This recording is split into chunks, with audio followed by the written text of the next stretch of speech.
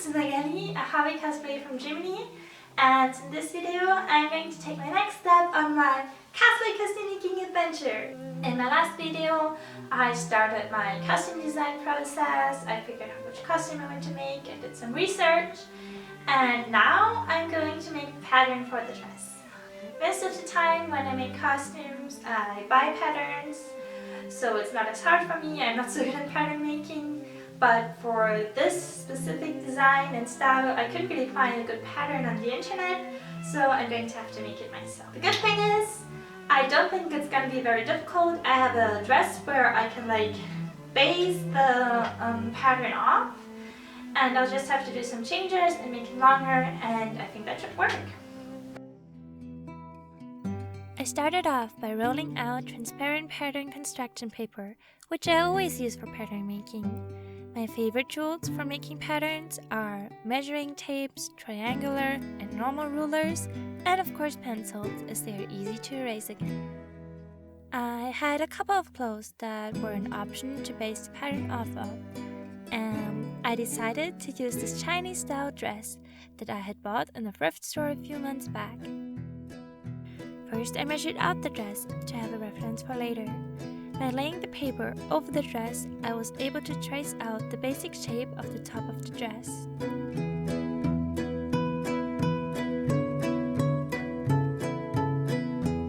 After cutting out this base pattern, I checked its dimensions on my body. I knew that I wanted the costume to be a little bit bigger, so that I would be able to move and dance freely in it. So I traced this on another sheet of paper and widened it around the bust to my desired shape.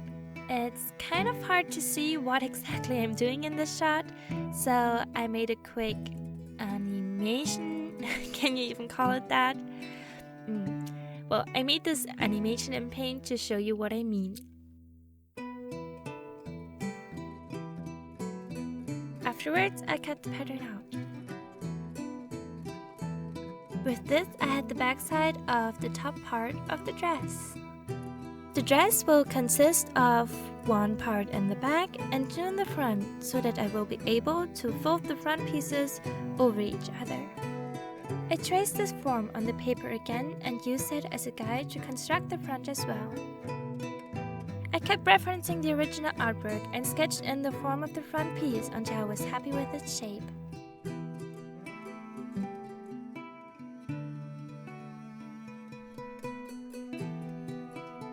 I now just had to make the front and the back pattern longer and wider in the direction of the hemline. For this, I just used a triangular ruler to make a straight line down until I had my desired length.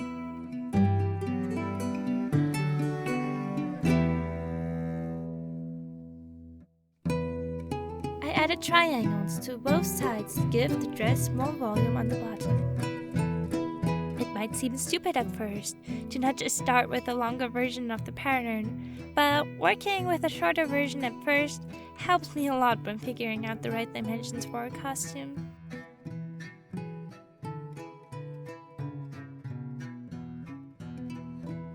As I was not very confident with my pattern making skills, I started to make a mock-up of the dress out of an inexpensive fabric so that I would be able to see which parts still had to be altered. My favorite tools to trace a pattern onto the fabric are a chalk wheel, a measuring tape, a good ruler, chalk tracing paper, and a second wheel to trace the chalk lines onto the other side of the fabric. I always make sure that my pattern is parallel to the grain line of the fabric. I made markings around the edges of the pattern and traced the lines with the wheel onto the other side as well. With this, I can later pin and sew along the markings, which will be a bit more precise than laying together seam allowance to seam allowance. This is especially important if you are as sloppy with cutting out fabric as I am. I marked in a seam allowance of 2 cm to give me enough space if I would have to make some alterations later. I think a real tailor or seamstress would actually start with about 4 cm of seam allowance, But for my purposes, this is fine, and like this, I don't have to waste too much fabric. I cut out the fabric and proceeded to pin the 3 parts together.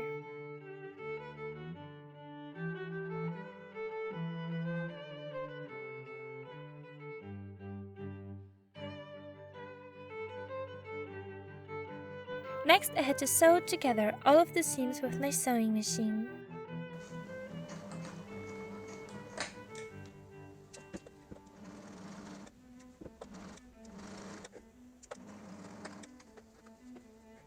As you can see, I did not hit the chalk lines perfectly, but I think it's fine.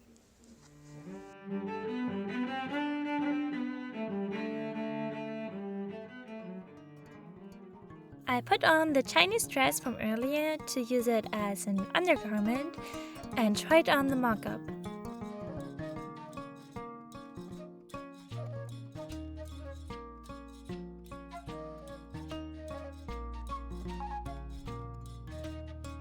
I like the width? Oh, that's like really hard to pronounce. I like the width of the dress, but noticed some issues. The collar was too high and I still had to round off the hemline, where I had added the triangles for extra volume on the bottom. But before I could do that, I would have to work on the sleeves. So me and constructing sleeves kind of have a long history. I've tried it several times, but always kind of failed. I just can't stand it if you can't lift your arms over your head. But a lot of patterns, especially costumes, just don't account for that. It took me quite a while until I figured out how I would be able to make the sleeves. So I laid on a sheet of paper over the mock-up where the sleeves would go and chose an angle that seemed good enough for me.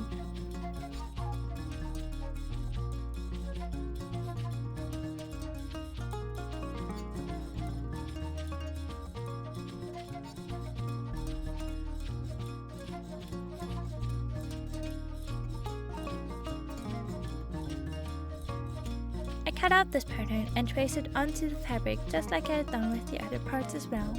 I then pinned all of the seams together and went over them with the sewing machine.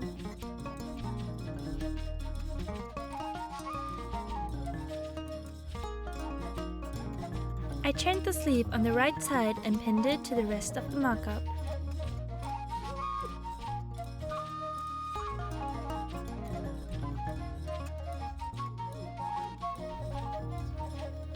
Then I sewed them together. Sadly, I do not have any footage of me doing this, and I also forgot to catch some footage of the mock-up with the sleeves, so whoopsie-daisy. So I guess it's going to be a surprise when I actually make the real costume out of proper fabric. You can look forward to that! I cut out the mock-up sleeve as I wanted to use it as an original pattern and trimmed off the seam allowance. I then proceeded to clean up the pattern of the front and back and made the necessary alterations which I had noticed before.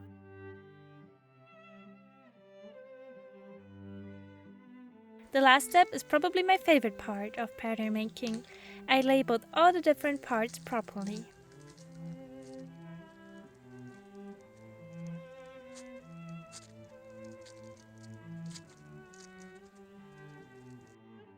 So that was it for this video. It actually took me several days to finish the pattern because, like I said, I'm not very familiar with making patterns.